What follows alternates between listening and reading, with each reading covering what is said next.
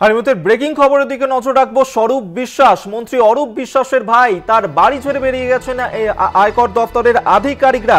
70 ঘন্টারও বেশি সময় ধরে তার বাড়িতে তল্লাশি অভিযান চালান আয়কর দপ্তরের আধিকারিকরা এবং তাকে ডেকে পাঠানো হয়েছে। এই মুহূর্তে ব্রেকিং খবর দিচ্ছি, আরো বিস্তারিত আমাদের জানবে রিয়া মাঝি আমাদের সঙ্গে এই মুহূর্তে টেলিফোনে রয়েছেন প্রতিনিধি রিয়া।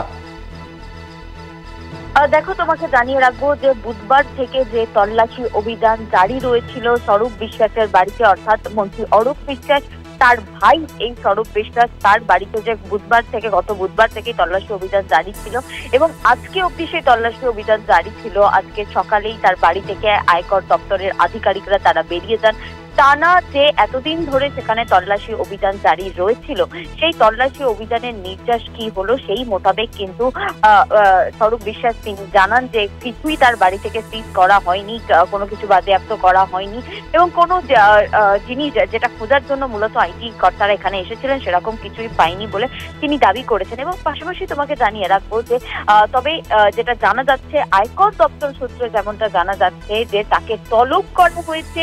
এই দীর্ঘ তার বাড়িতে তল্লাশি অভিযান জিজ্ঞাসাবাদ তারপরেও কিন্তু তাকে তলব করা হয়েছে বলে এমনটাই সূত্র মারফত জানা যাচ্ছে। যদিও এই বিষয়ে কোনো রকমই মুখ খুলেননি স্বরূপ বিশ্বাস, কোনো রকম বক্তব্য। কেন রিয়া তাকে তলব করা হলো? এতক্ষণ ধরে তো তার বাড়িতে তল্লাশি অভিযান চালানো হলো এবং যেমনটা বলছিলে যে স্বরূপ বিশ্বাস তিনি বলেছেন তার বাড়ি থেকে কিছুই পাওয়া যায়নি, তারপরেও কেন তলব তাহলে?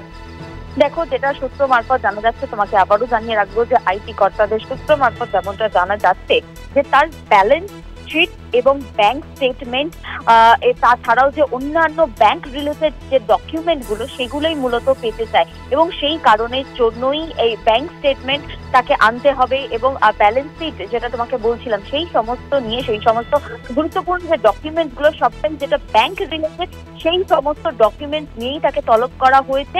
এবং যেমনটা সূত্র মারফত জানা যাচ্ছে যে 4 এপ্রিল তাকে তলব করা হয়েছে আয়কর দপ্তরে বলে এমনটাই কিন্তু সূত্র মারফত জানা যাচ্ছে।